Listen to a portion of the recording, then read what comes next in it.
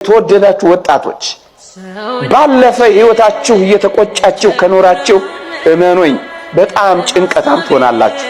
ያለፈው አልፏል፣ በቃ ሄዷል። አሻራዋን ሳትተው እንደምትሄድ መርከብ በቃ አልፏል። ትላንትን እያሰባችሁ ሁሌ እየተቆጫችሁ መኖር የለባችሁ። እንደሱ የምትኖሩ ከሆነ ትጨነቃላችሁ። ሌላ አዲስ ቀን፣ ሌላ አዲስ ህይወት፣ ሌላ አዲስ ማለዳ፣ ሌላ አዲስ እድል እግዚአብሔር ሰጥቷችኋል። ነገን ደግሞ በስጋት ካያችሁት ነገን በፍርሃት ትላንትን በጭንቀት ትኖራላችሁ። ነገን ለባለቤቱ ትሰጡታላችሁ፣ ሲመጣ ትጋፈጡታላችሁ። ትላንት ያሳለፋችሁ ነገን እንደሚያሳልፋችሁ ማመን አለባችሁ። ትላንትን ለትውስታ ነገን ለተስፋ ነው ማስቀመጥ ያለባችሁ። ትላንትን እየተጨነቃችሁ አመልጦኛል እያላችሁ ነገን እየፈራችሁ በስጋት እየኖራችሁ ለዚህ ነው በጭንቀት ውስጥ የምንኖረው። ታዲያ የክርስቲያን ኑሮ መቼ ነው ካላችሁ ዛሬ ነው። እሱም አሁን ነው። አሁን ደስ ይበላችሁ። ትላንትን ለትውስታ እንዴ ታሪካችሁን ትዝታችሁን ሁሉ ትረሳላችሁ። ትላንት ያለፋችሁት የለም። ትላንት አልቆማችሁ። ትላንት ጠፋው ስትሉ አላኖራችሁ። ምን ሆናለሁ ስትሉ ብዙ አላረገላችሁ።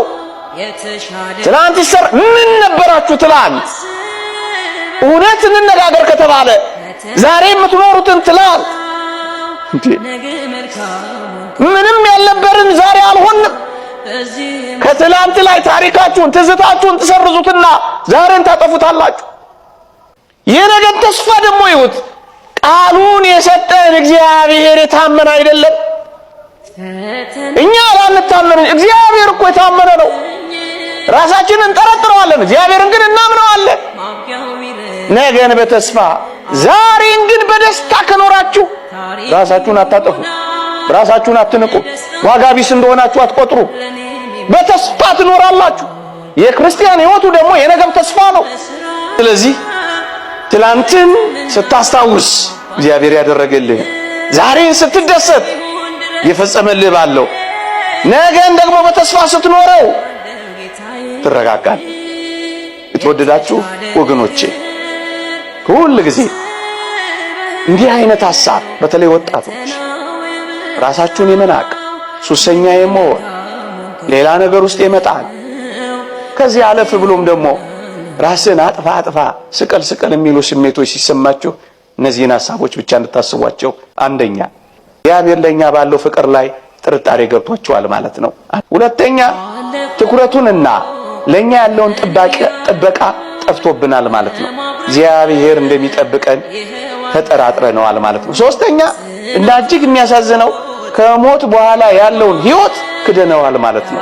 ምን ማለት ነው ስላችሁ ለዚህ ኑሮ ካልተገባሁማ የዘላለሙ ህይወት ይቅርብኝ ማለት ነው ብላችሁ ወስናችኋል ማለት ነው። ህይወት እዚች ምድር ላይ ብቻ ያለች መስሏችኋል ማለት ነው። እጅግ የሚያሳዝነው ግን የደረሰብን ችግርና ያለንበት የችግር ስሜት ምንም መፍቻ የሌለው ከእግዚአብሔር በላይ እንደሆነ አድርጋችሁ እየቆጠራችሁት ነው ማለት ነው። ከእግዚአብሔር በላይ የሆነ ችግር ምድር የላት። ለችግራችሁ መፍትሄ ቀን መስጠት ልመዱ ወገኖቼ። ትዕግስተኛ ሁኑ፣ አትቁነጥነጡ።